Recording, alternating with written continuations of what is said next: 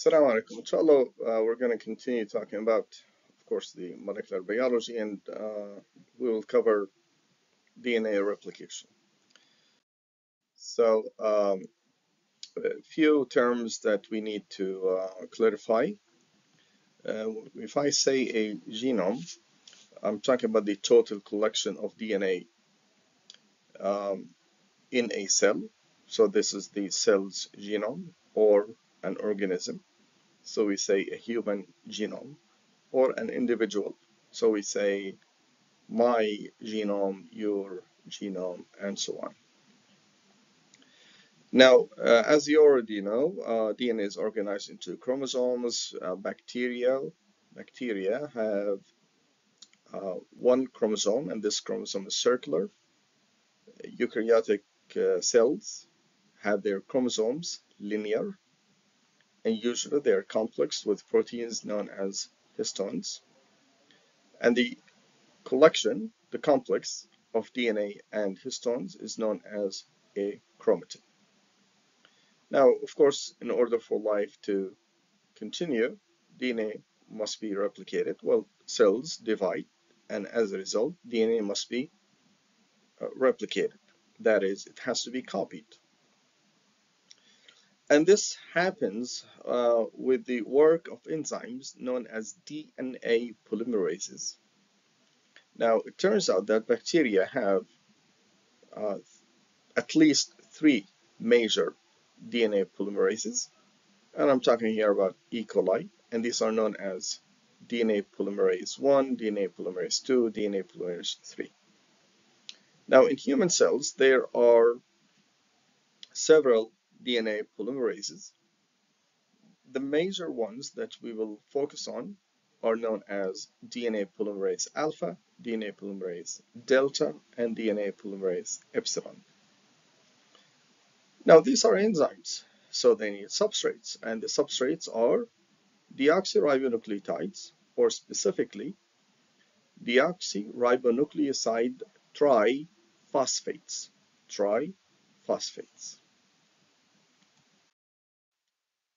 Now, for a long time, scientists did not know exactly how DNA is replicated. And they came up with three hypotheses. And these are known as the conservative hypothesis. Basically, it means that when DNA is replicated, the old DNA is preserved, okay, both strands, and the new DNA contains two new strands. And they call this model or hypothesis the conservative model because the old DNA is totally, completely conserved. Other scientists said no, it happens sort of randomly as fragments, so that the new DNA would consist of double-stranded old DNA and double-stranded new DNA. And they call this model the dispersive model. But it turns out that it's actually something called semi-conservative, whereby each daughter cell would have one strand of the DNA being old and the other strand is new. And the other daughter cell would have the same exact thing. And this model turns out to be the true one, okay, so that during DNA replication, the two parental strands are separated, and the new strand is copied from each one of these strands. Now, and it also turns out that DNA replication is bidirectional, meaning that it goes in both directions, two opposite directions, left and right. And this is shown here with the electron microscopic image, where you have what is known as a replication bubble, okay, foci, and it consists of two forks, two replication forks. So if we divide this bubble in half, you're going to have one fork to the left and one fork to the right. And it turns out that the new DNA is synthesized again bidirectionally in opposite directions. So it goes left and right as seen in this illustration and in this microscopic, electron microscopic image. And what happens is that you have, this is the substrate. Okay, so it is a deoxyribonucleoside triphosphate. Okay, and the the incoming substrate, the incoming nucleotide, is added to the 3' end of the newly synthesized strand. So this is the new strand right here. So it is added to carbon number 3. So the 3' end. Now this is the 5' end. Okay. And when this nucleotide, when this substrate is added, two phosphates are released. So you end up with a nucleotide that has just one phosphate, and the phosphate is what connects the nucleotides to each other, and that's why you have this bond that is known as a phosphodiester bond, because you have an ester bond here and you have another ester bond here, and this ester is not really a carbon, it's the central atom is not really a carbon, it's a phosphate, and that's why they call it a phosphodiester, because you have two ester groups. Now, so the energy comes from the substrate itself, because we're building something. And since we're building something, energy is needed. So energy comes from the substrate itself. So if we add another nucleotide, it's got to be a triphosphate. And again, two phosphate groups would be released, generating energy that is needed to synthesize the DNA. So notice that the DNA is synthesized always from the 5' end to the 3' end. So every time we need to elongate the DNA, the newly added nucleotide is added to the 3' end. Okay, and its 3' end, its 3' carbon, becomes the host of another incoming nucleotide. And since DNA is anti-parallel, the DNA strand that is read from the 3' end to the 5' end. And note that it's complementary. So if there's a C on the old strand, a G would be added. Okay. If there is a T, then an A is added, and so on, because again, the two strands are complementary to each other. This strand right here, the old strand, is known as the DNA template. Template, meaning that this is the DNA strand that is to be copied, the original DNA strand.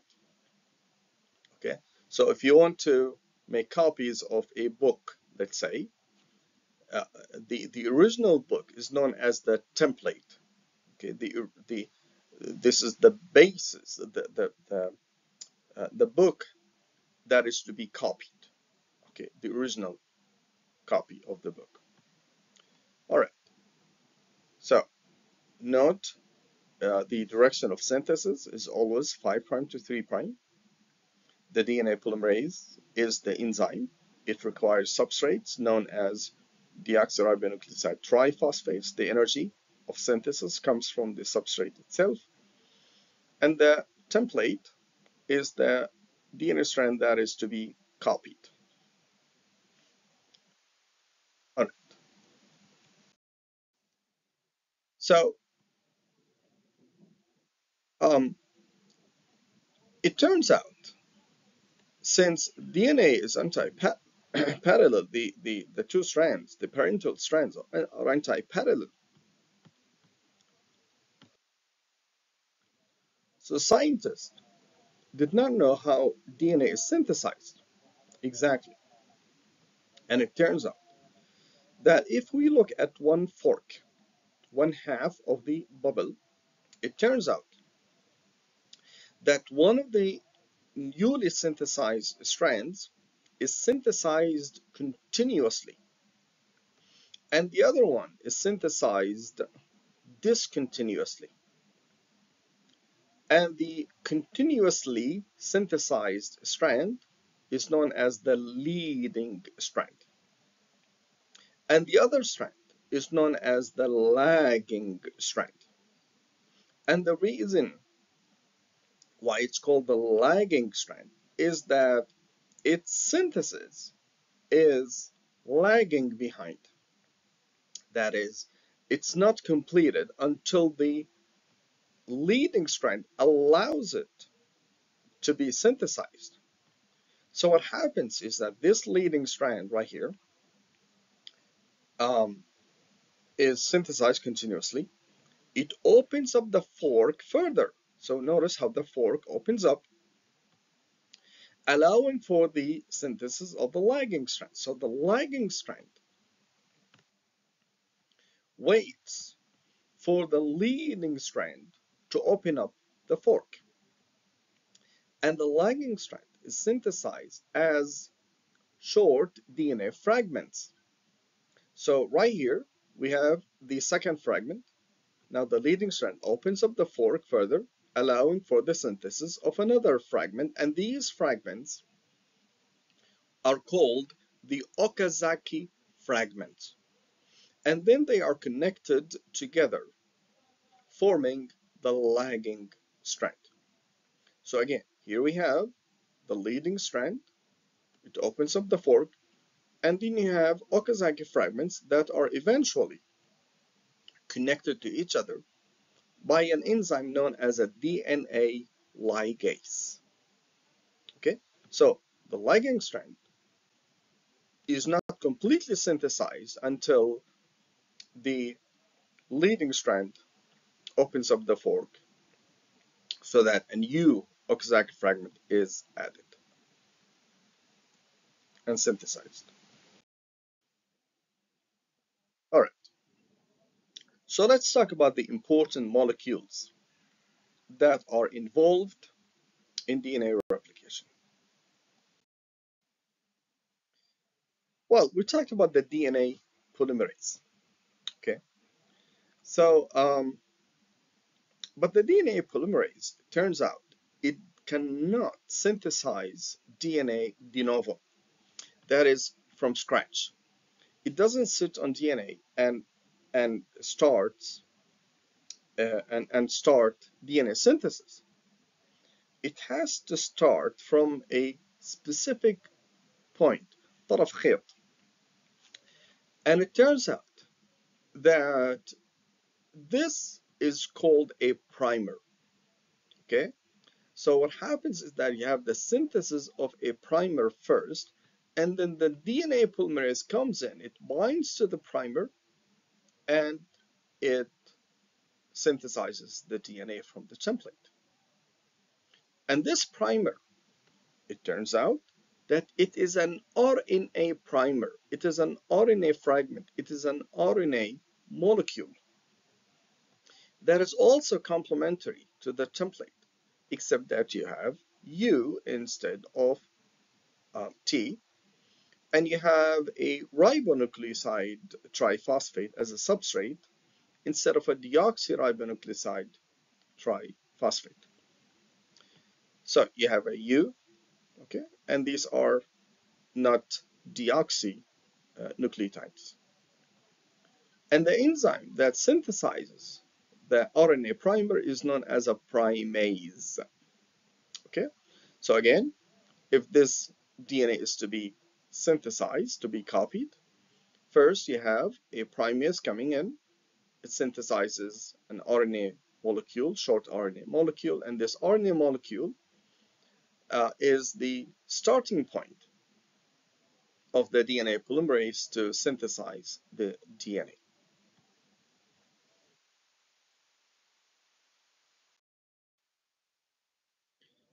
And the leading strand requires one primer.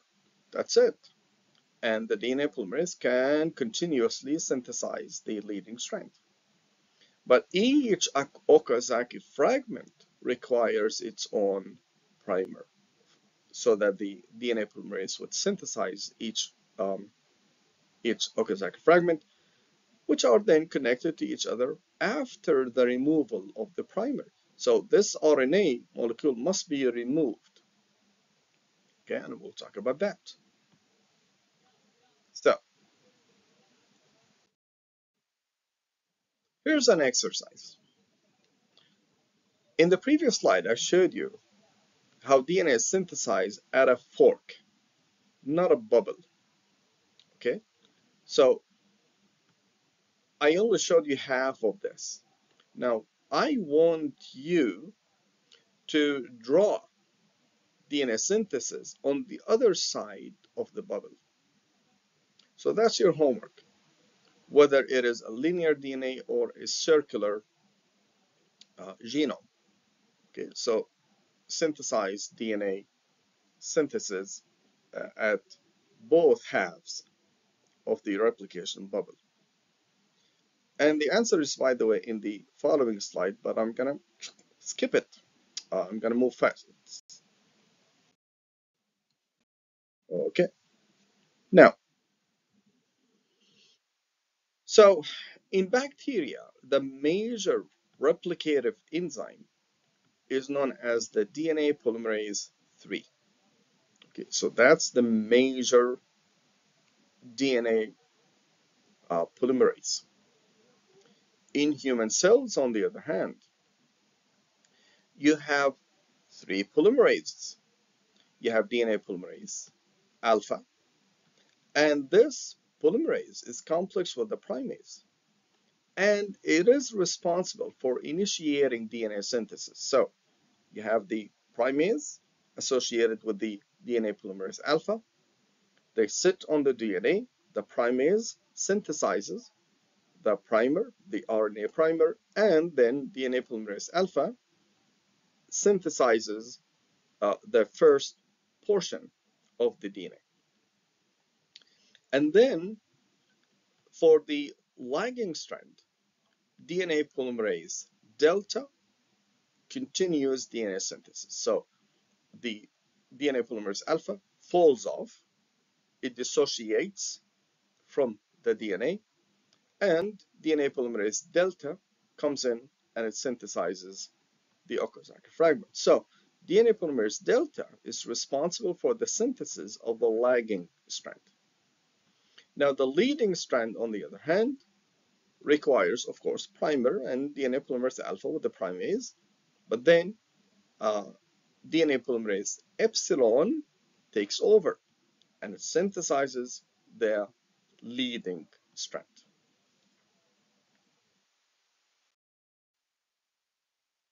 So the RNA molecules, the RNA primer, must be removed.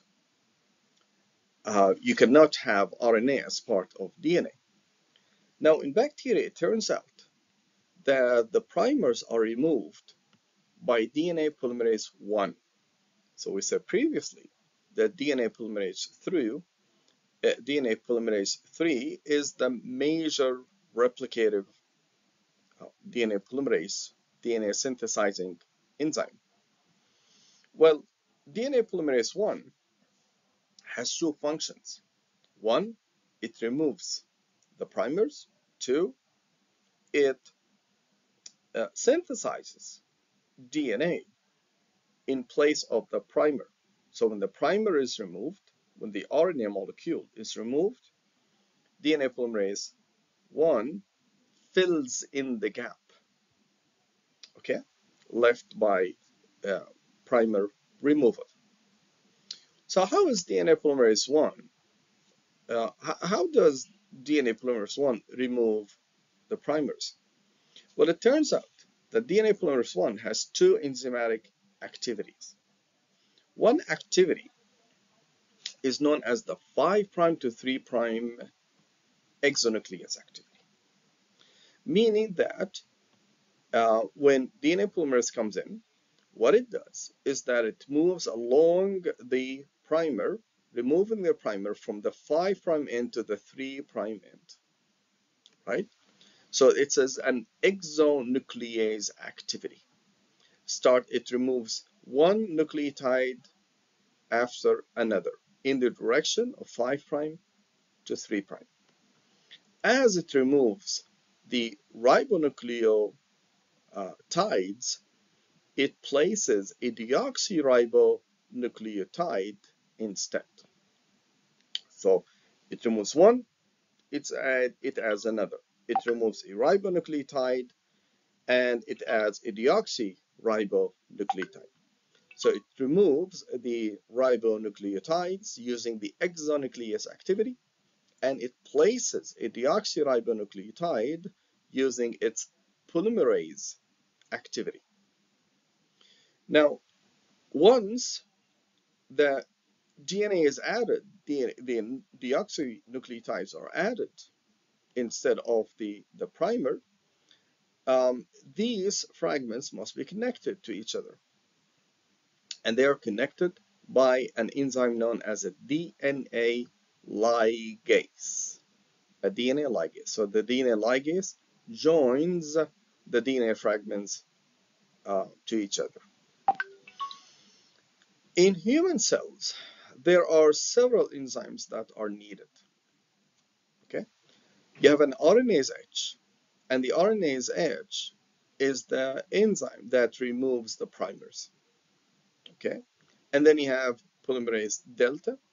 It fills in the gaps, and of course you have the DNA ligase as well. So the DNA ligase is important in the synthesis of human DNA and synthesis of the bacterial DNA. And the RNase H has the 5' to 3' exonuclease activity. So, like I said, the DNA polymerase cannot start synthesis de novo. It has to start at the place where the primer is added to the DNA. And once it synthesizes the DNA, it has to stick to the DNA. It has to bind with high stability to the DNA so that it can synthesize the DNA. It should not fall off the DNA. It should not dissociate from the DNA. Now, both of these factors, are supported by proteins known, or a protein known as the sliding clamp protein. In human cells, that's in bacteria. In human cells, the protein is known as the proliferating cell nuclear antigen, PCNA. Now, what PCNA does, or the sliding clamp protein in bacteria, what these proteins do is that they first guide the DNA polymerase to where the primer is, and they bind to the DNA polymerase as it is synthesizing the DNA so that they stabilize, they strengthen the interaction between the DNA polymerase and the DNA. Now, so PCNA is an important protein, and it turns out that in proliferating cells,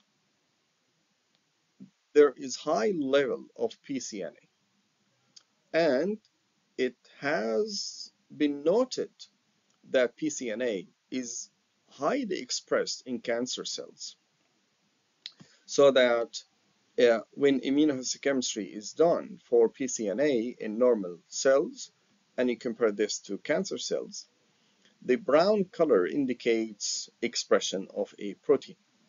And you can see that in cancer cells, there is a lot of brown color, meaning that they have high expression of PCNA relative to normal cells. So PCNA is now a diagnostic marker. It's used to analyze, to determine if cells are proliferating or not, and if cancer cells are aggressive or not.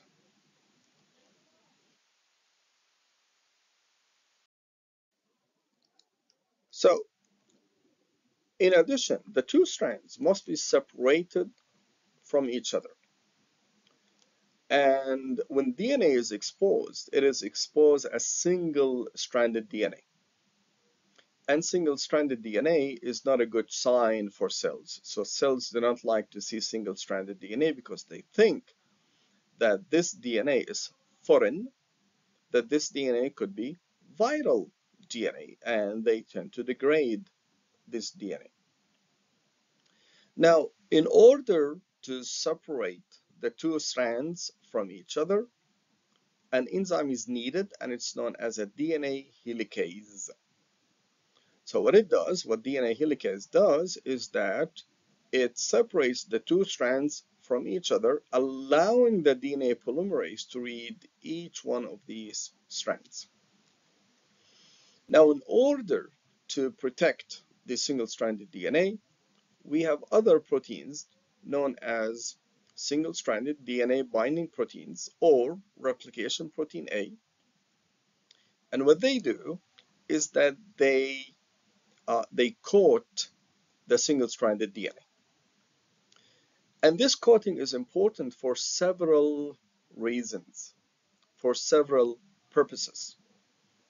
One of them is that they protect this single-stranded DNA from degradation.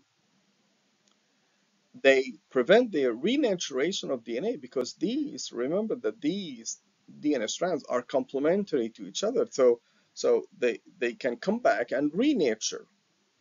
And in order to prevent that, these proteins, single-stranded DNA binding proteins or RPA, coat the DNA and they prevent the DNA renaturation. Now, something else happens to the DNA. Remember, it's DNA and RNA are dynamic molecules. So if you have a sequence of DNA and part of the DNA sequences, part of the DNA nucleotides are complementary to each other, and you have several of those complementary bases, they may form what is known as a hairpin. So a hairpin, the boost char, just like guys these days, basically is this three-dimensional structure that is formed within the same strand, within one strand. Now, formation of this structure would block, would prevent the DNA polymerase from moving forward and synthesizing DNA, because once it reaches a hairpin, it stops thinking that this is double-stranded DNA, and DNA polymerases cannot synthesize DNA if it is double-stranded. It has to be single-stranded. So these proteins are important. There's another challenge as well, and the challenge is when helicases separate the two strands from each other, this results in rotation of the DNA molecule. Whether the DNA is single-stranded or whether the DNA is linear or circular, and you have separation of the two strands, you have rotation of the DNA molecule, and that results in the formation of overwound regions. You have clumping of the DNA molecule, and this makes things worse. The DNA polymers cannot move forward, cannot synthesize DNA. So this has to be prevented, okay? The formation of the overwound regions in DNA as a result of DNA rotation must be removed. And they are removed by really important enzymes known as DNA topoisomerases. So you know what an isomerase is. It is an enzyme that changes the structure of a molecule. So it does not add or remove groups. Rather, what it does is that it changes the position, it changes the structure of a molecule. So these topoisomerases are important, and they function as swivels. A swivel is something like this. Okay, so basically, you can rotate this part, and it would not really affect the other half of the structure. So this can rotate without affecting the other side. And this part can rotate without affecting this side as well. So topoisomerases function as swivels. I don't know what swivel is in Arabic, but that's what it is. So basically, you have the single-strand DNA binding proteins. You have the helicases that separate the two strands from each other. You have then the DNA polymerase synthesizing the DNA right ahead of the replication fork. You have these topoisomerases. Now, what do they do? There are two topoisomerases. One is known as type 1 topoisomerase, and the other is known as type 2 topoisomerase. The difference between them is that type 1 topoisomerases create a break on one strand of DNA. Now, type 2 topoisomerase creates two breaks within the DNA on each strand. You have one on each strand. So these two enzymes are important in DNA replication, in creating a swivel, so that only a small portion of the DNA rotates. Now, if you have a break right here in the DNA, this part would rotate, but this part it does not. It's independent of whatever happens on this side of the DNA. Okay, so these overwound regions are removed. And it turns out that topoisomerase 2 is also important for other cellular functions, including condensation of chromosomes. So right before cells divide, they have to make copies of the DNA, and the chromosomes must be condensed, um, converting the chromatin structure that looks like a spaghetti into condensed chromosome, and these chromosomes are separated from each other, and they look like, the usual X that we know of. This condensation of chromosomes is facilitated by topoisomerase 2 or type 2 topoisomerase. Something else that type 2 topoisomerases do is that they help in separating the daughter chromatids at mitosis. So separation of the sister chromatids, okay, the sister chromatids from each other, where you have each chromosome, each chromatid going uh, uh, into two opposite poles of cells. This is facilitated by topoisomerase 2. And since type 2 topoisomerase is important for DNA replication and for cell division, it has been targeted, and it is targeted by a number of inhibitors. And these inhibitors are used to treat cancer. So these are anti-neoplastic.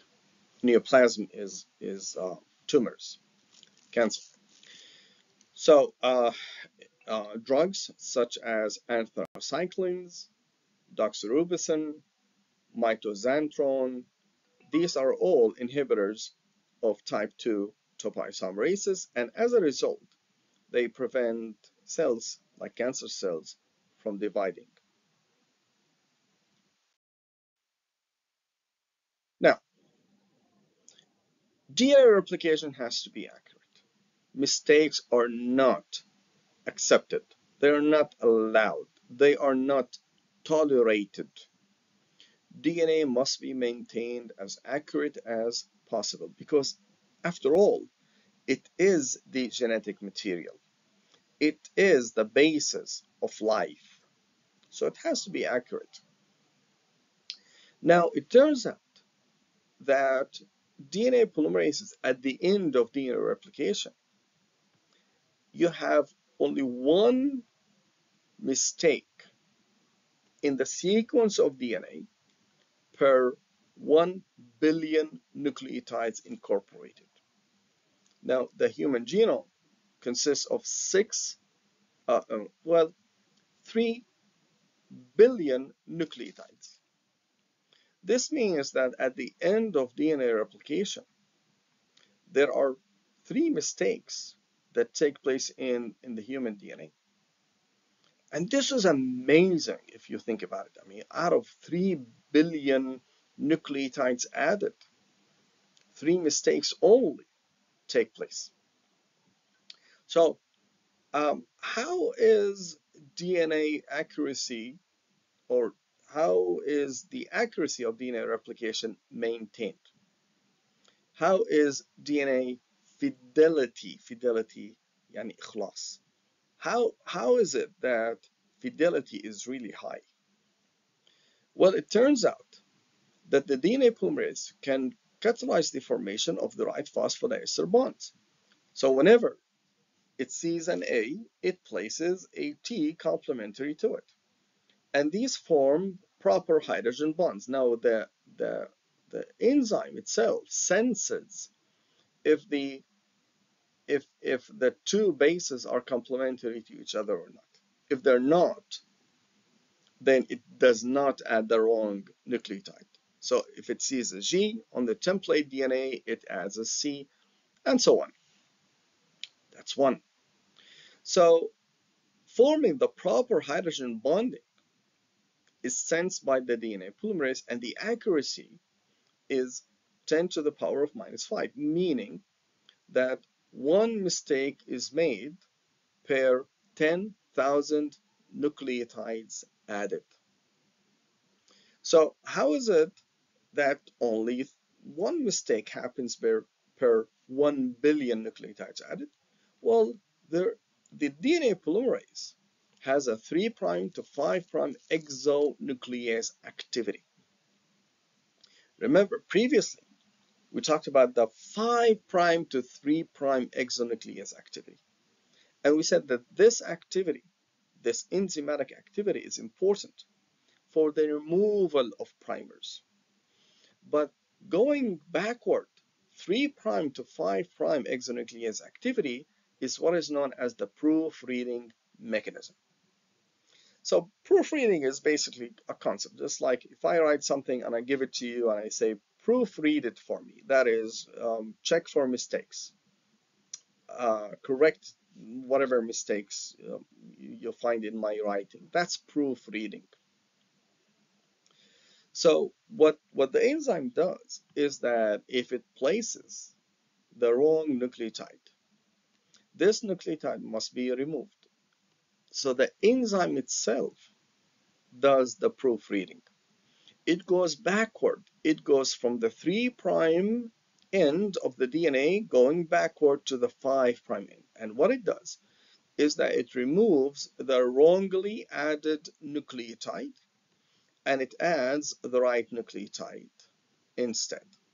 So it corrects itself. And that's what makes the accuracy of DNA replication even high.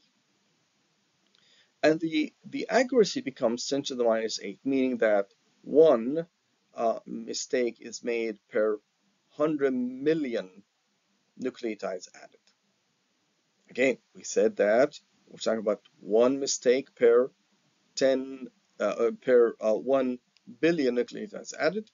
So how does this go up from or down, whatever, 10 to the -8 to 10 to the -9? Well, there are repair mechanisms, DNA repair mechanisms, and we're going to talk about these mechanisms at the end of this course.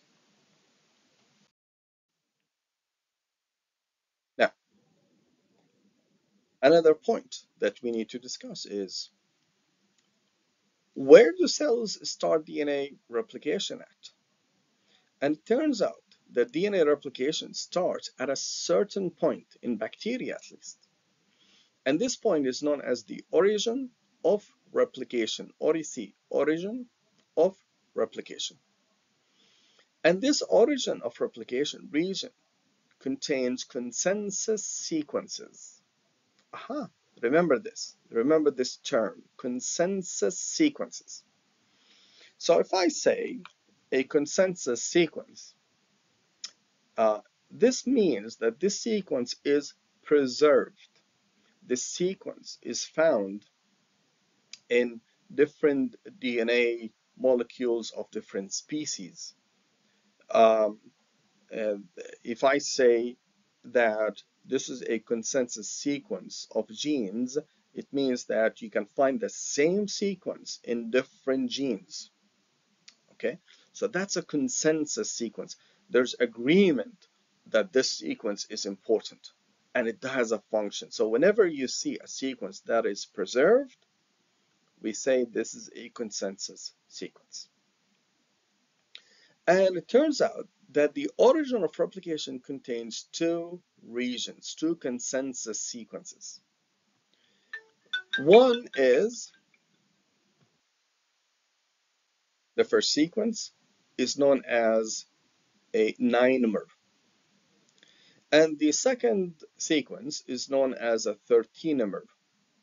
Mer means like unit. Okay, so you have a 9 base pair repeat in the origin of replication. So you have the same sequence repeated several times within a short region. So this is known as the 9-mer. And there are 13 base pair sequences repeated as well within the origin of replication. And these are tandemly repeated. So it's basically the same sequence repeated one after the other. Now, why are these sequences important? Because they are, well, each one of them has a function. The 9-mer is a binding site of a protein known as DNA A. So what DNA A does is that it binds to the 9-mers, and DNA A wraps the DNA around it. Okay, so you have the 9-mers wrapped around the DNA A, and the DNA A then exerts a pressure on the 13-mer, on the AT-rich region. Now the 13-mer, again, it's AT-rich, meaning that there are two hydrogen bonds between the A's and the T's, and that means that the interaction between the two strands is not really very strong. So it's like a balloon, okay? It's like a long balloon. If you press on one end, the other end would inflate, right? Well, the same thing happens here. The DNA wraps the DNA around it, the origin of replication, by binding to the 9-mers. It exerts pressure on the DNA, so the interaction between the two strands at the AT-rich region is not really that strong because it's AT-rich after all. And that results in opening up of the origin of replication. And once DNA opens up, you have these other molecules jumping on the open DNA, the replication bubble, the helicases, the single-strand DNA binding protein, the proteins, the primase, and so on. They all jump on the DNA and DNA replication starts. This is the signal in bacteria, that is opening up DNA, creating the open DNA at the origin of replication. Now, how about a human genome? Do we have an origin of replication? Do we have a 9-mer and a 13-mer? Actually, we don't. Rather, it turns out that, well, we have many origins of replication. Bacterial cells have one, their genome contains one origin of replication, and it should be sufficient to replicate DNA quite fast. But human chromosomes, human genome is huge. So one origin of replication per chromosome is not really sufficient to complete DNA replication within a short period of time. Rather, there are what appears to be 30,000 different origins of replication, and they all work at the same time. So you have DNA synthesis. Well, they all work, and at reasonably similar time. DNA replication is bidirectional, so eventually they're gonna meet with each other, and you're gonna have fusion of the newly synthesized DNA eventually. Now, what are these origins of replication? What does characterize them? Well, it turns out actually that they have certain characteristics. They are G-rich sequences, and the G nucleotides form a quadruplex secondary structure. So they form something like this. Quadruplex, quad, it's like quaternary structure of proteins, means, level 4, the fourth level. Well, quad means you have 4 G's forming hydrogen bonds with each other, something that looks like this. Really complex secondary structure.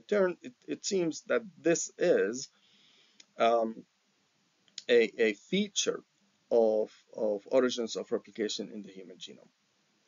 The histones that exist in these origins of replication are modified, and this modification promotes chromatin decondensation and activation of gene expression, so that the interaction between histones and DNA um, is compromised. It becomes weak so that DNA can open up easily. Uh, it turns out that the origins of replications are close to actively transcribed genes. Okay, and that is important because genes are not similarly active in all cells.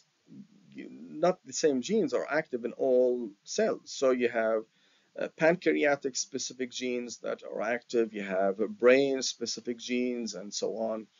And that means that the origins of replication in different cells are different. The active origins of replication in different cells are different because each cell has its own active genes, specific genes. Now, there are some genes that are commonly expressed in all cells, but there are genes that are cell specific. And as a result, even origins of replications, active origins of replications, are different among cells.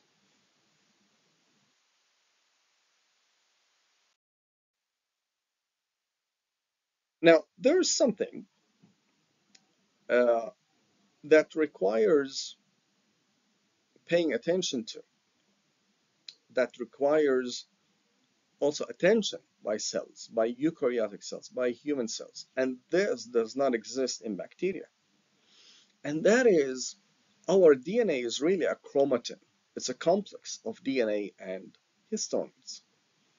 So whenever DNA is synthesized, histones must be removed and histones must be added when DNA is replicated. And remember, we are doubling the DNA. And as a result, we have to double up the, the number of histones. So, and it turns out that there are a solution for that is that there are and with DNA synthesized, let's say that the histone genes are replicated. Well, you're not going to have replication and transcription taking place at the same time, or synthesis of genes happening at the same time, because you have too many things happening at the same region. And a solution for that is that there are 4 genetic clusters for histones. There are 65 histone coding genes, meaning that you can replicate this, but you can produce histone proteins from a different region of the DNA that is not replicated. So you have continuous production of histones. These genes are actively transcribed. You have continuous synthesis of the histone proteins happening at the same time. You have assembly and reassembly of nucleosomes during DNA replication. And this is aided, it's facilitated by proteins known as histone chaperones. What they do is that they take old histones and they recycle them. And they can also take new histones and they can assemble them on the newly replicated DNA.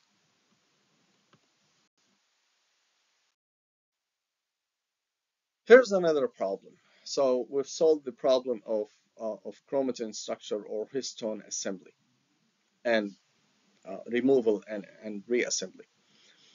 The other problem takes place at the lagging strand. So for example, we're talking about this DNA is anti-parallel, you have DNA synthesis taking place, you have a leading strand, you have a lagging strand, and what happens at the end of chromosomes, you have telomeres, right? And you have synthesis of DNA. So here you have the addition of a primer and synthesis of an Okazaki fragment, and this Okazaki fragment ligates, connects to another Okazaki fragment. Same thing happens on the other DNA strand, right? Now the problem is when these primers are removed, the ones in red here, when they are removed, the primase does not have enough space to add a primer. There's nothing here. And as a result, this portion of the DNA is not replicated. And the newly synthesized DNA becomes shorter. Okay, that's a problem. And it accumulates. So we're talking about telomeres, right? So what happens is that after several rounds of replication, the chromosome becomes shorter. So imagine we have cells that are replicating all the time, and chromosomes would be expected to become shorter and shorter and shorter. That is a problem because we talked about the function of telomeres, and we said that telomeres are important in chromosomes because they stabilize chromosomes. And if they become short,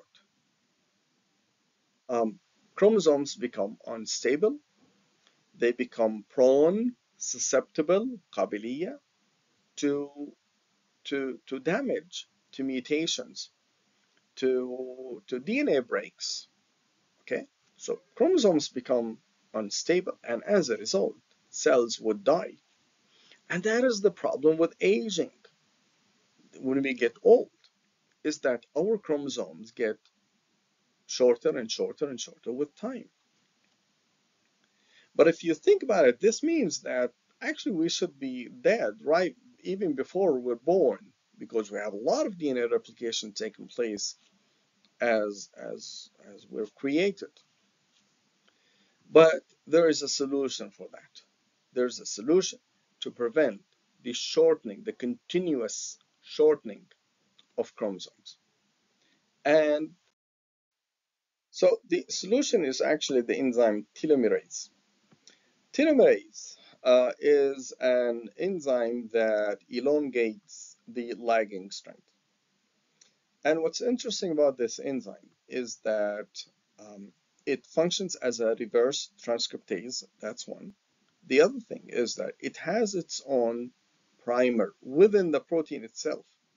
So it has a primer as part of it, as part of the protein. So it is a ribonucleoprotein.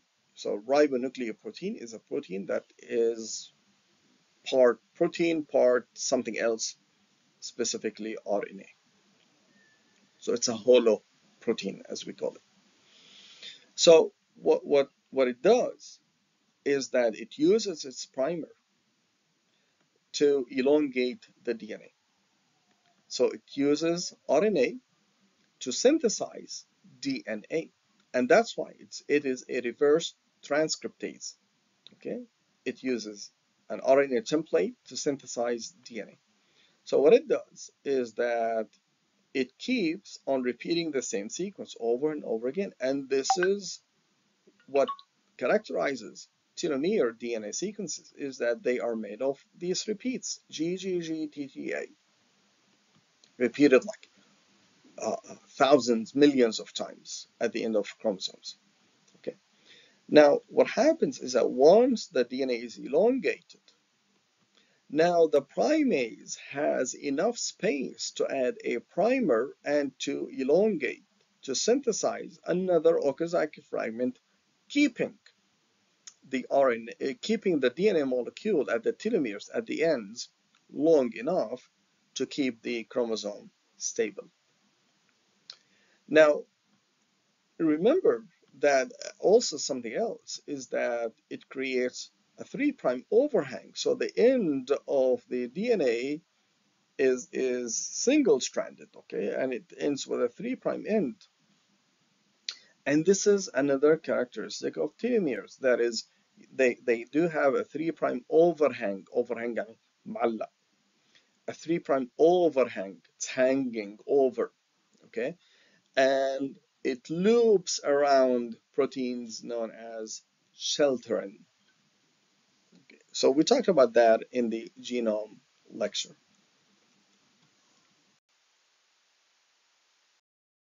So what you have here is that you have the telomerase. Here you have the lagging strand. What the telomerase does is that it uses its own primer that is associated with it to synthesize the same sequence, GGG, TTA, elongating um, the telomere, keeping the chromosome stable.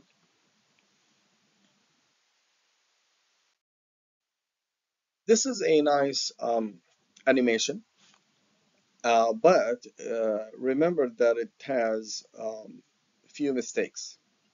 And if you can catch these mistakes, that would be wonderful. Okay, so here we're talking about that's the leading strand.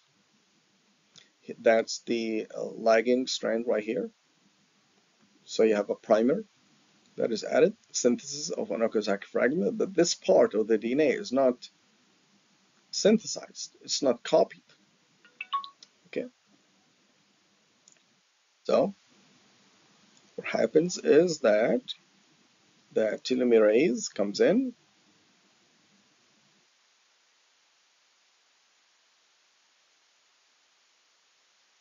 It uses its own RNA molecule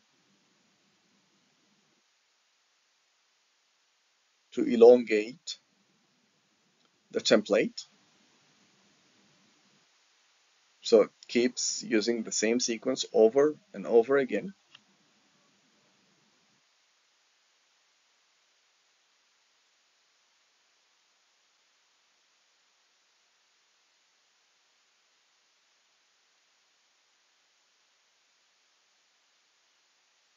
Now, the primase can come in. It can add a primer, RNA primer, any of synthesis of an Okazaki fragment. Remember that you have an overhang right here.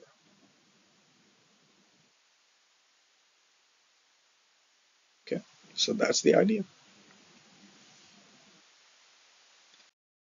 Now, what's quite interesting is that the activity and the levels of telomerase increase with time. and that results in shortening of our chromosomes as we get old. So as we get old, the activity of telomerase is reduced, and the levels of telomerase enzyme are reduced as well. And that leads to chromosome shortening as cells divide. And that destabilizes cells, and cells die as a result of that. And what's interesting is that cancer cells maintain high levels of telomerase and high activity. And that's what makes them immortal. They do not die because chromosomes do not get shorter as they divide and as DNA is synthesized. Okay. Same thing with germline cells. Okay.